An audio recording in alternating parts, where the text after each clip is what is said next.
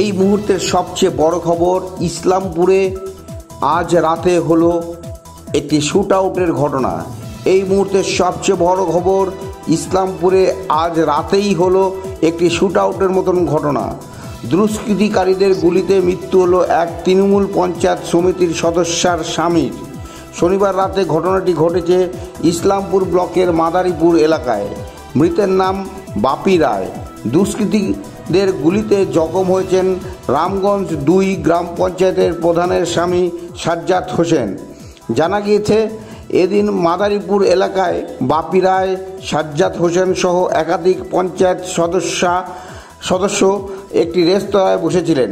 সেই সময় হঠাৎ কয়েকজন দুষ্কৃতী এসে তাদেরকে লক্ষ্য করে এলোপাথারি গুলি চালায় বলে অভিযোগ। এই ঘটনায় বাপির গলায় এবং সাজ্জাদের কোমরে লাগে। ঘটনার পরই এলাকায় উত্তেজনা ছড়িয়ে পড়ে। গুলিবিদ্ধ 2 তৃণমূল নেতাকে উদ্ধার করে হাসপাতালে নিয়ে যাওয়া হয়। সেখানে বাপি রায়কে মৃত বলে ঘোষণা করে কর্তব্যরত চিকিৎসক। হাসপাতালে যান তৃণমূলের উত্তর দিনাজপুর জেলা সভাপতি কানাইলাল আগরওয়াল। জখম সাজ্জাদ হোসেনের চিকিৎসা চলছে এখন ইসলামপুর হাসপাতালে। কী কারণে, কে বা কারা এই হামলা চালালো তা এখনও স্পষ্ট নয়। ঘটনার তদন্ত শুরু করেছে পুলিশ। এই মুহূর্তের সবচেয়ে বড় খবর, ইসলামপুরে শ্যুট আউটের মতন ঘটনা ঘটেছে এবং যার জেরে ব্যাপক চাঞ্চল্য সৃষ্টি হয়েছে। এই ঘটনায় একজনের মৃত্যু হয়েছে বলে খবর পাওয়া যাচ্ছে।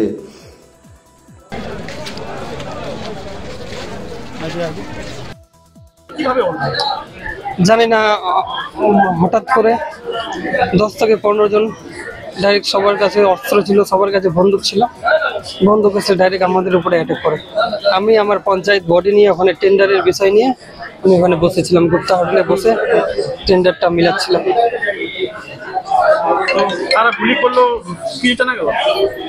ফেস দেখা গেছে, কাউকে চিনতে পারিনি। কারণ হতে পারে, কারণ জানি না আমি। তোমার কি গুলি যাচ্ছে? হ্যাঁ, তুমি রামগঞ্জ ওয়ানের রামগঞ্জ প্রধানের প্রতিনিধি।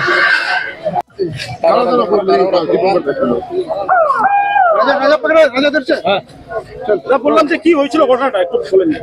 গুপ্তা হোটেলে আমি দিয়ে দিচ্ছি। পঞ্চায়েত সমিতির মেম্বার বাপি, পঞ্চায়েত সমিতির মেম্বারের হাজবেন্ড, ওখানকার প্রধানের হাজবেন্ড সাজ্জাদ, উপপ্রধান, এরা সব মিলে পঞ্চায়েত সম্বন্ধে আলোচনা করছিল, কথা বলছিল।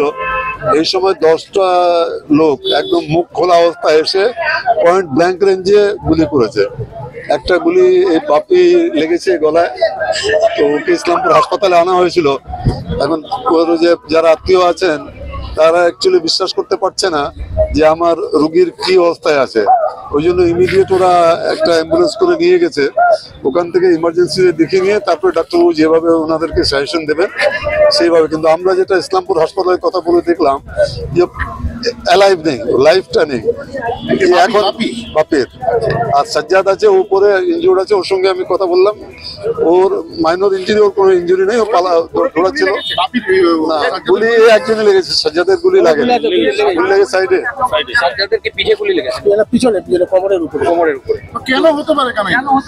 এই ব্যাপারটা বুঝতে পারছি না যে 10টা লোক এসে হঠাৎ করে পয়েন্ট ব্ল্যাঙ্ক রেঞ্জে গুলি চালাতে শুরু করলো। তো ওখানে সিসিটিভির প্রভিশন আছে।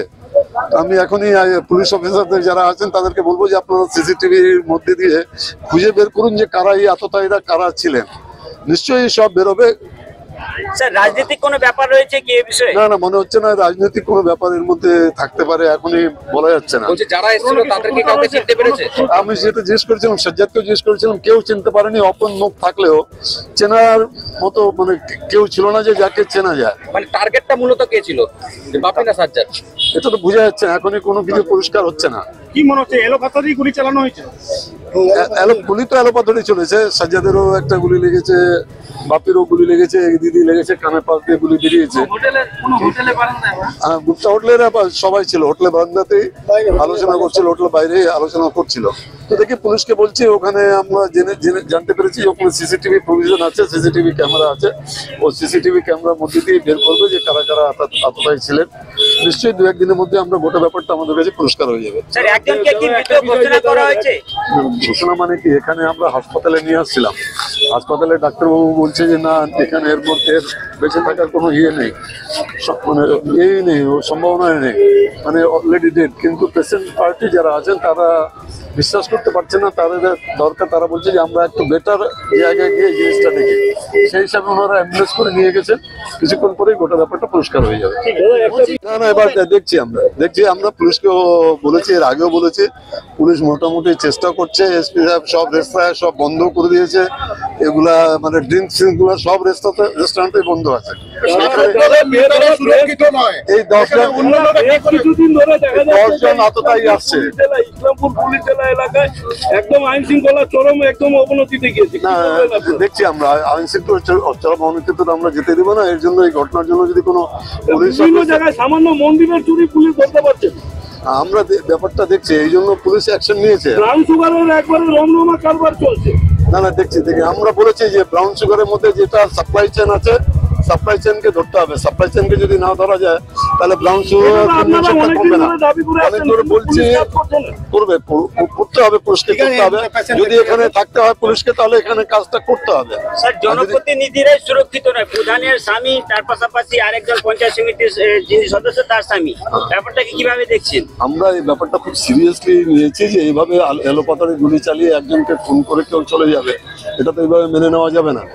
আমরা ওই এখনই আইসি আছেন, এসপি আছেন, এসপির সঙ্গে এখনই কথা বলবো, বলবো ইমিডিয়েট যে সিসিটিভি আছে, সিসিটিভি কভারেজে এই 10 জন আততায়ী, যাকে প্রধানের হাজবেন্ড যিনি সাজ্জাদ, ও চিনতে পারছে না। ওকে আমি জিজ্ঞেস করলাম যে তুমি কাউকে আইডেন্টিফাই করলো না, দাদা কাউকেই চিনতে পারছে না।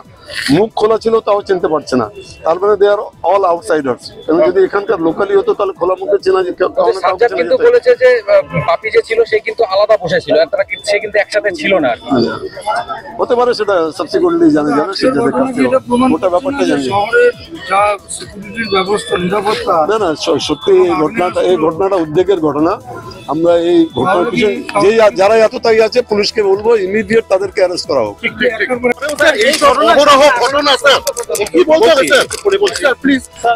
কেন স্যার এরকম শাসক দলের লোকই স্যার সুরক্ষিত নয়, সাধারণ মানুষ কোথা থেকে থাকবে স্যার? আমরা তদন্ত করছি, একটা ঘটনা হয়েছে, ঠিক আছে, আমাদের তদন্ত করতে দেন একটু। পুলিশ জেলা হয়েছে স্যার, তারপরে অহরহ ঘটনা এরকম। স্যার একটু স্যার কারা জড়িত কিছু জানা গিয়েছে স্যার? আমরা তদন্ত করছি। আচ্ছা, ওকে স্যার।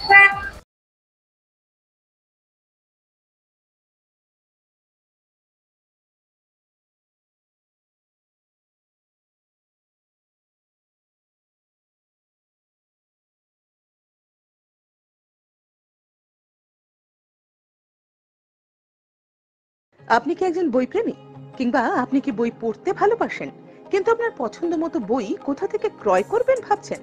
এখন আপনার এলাকায় মীরা পুস্তকালয়ে আপনি পেয়ে যাবেন সমস্ত ধরনের বই। যেমন এখানে পাবেন স্কুল কলেজের পাঠ্যপুস্তক, বিভিন্ন চাকরির পরীক্ষার বই, এছাড়া ধর্মগ্রন্থ, শিক্ষামূলক সামগ্রী, অফিস স্টেশনারি, ড্রয়িং সামগ্রী এবং খেলাধুলার সরঞ্জাম মীরা পুস্তকালয় থেকে ক্রয় করতে পারবেন। তাহলে আজই যোগাযোগ করুন আমাদের ঠিকানায়, সুকান্ত মোড়, কালিয়াগঞ্জ, উত্তর দিনাজপুর। যোগাযোগের জন্য নম্বর 8945933128।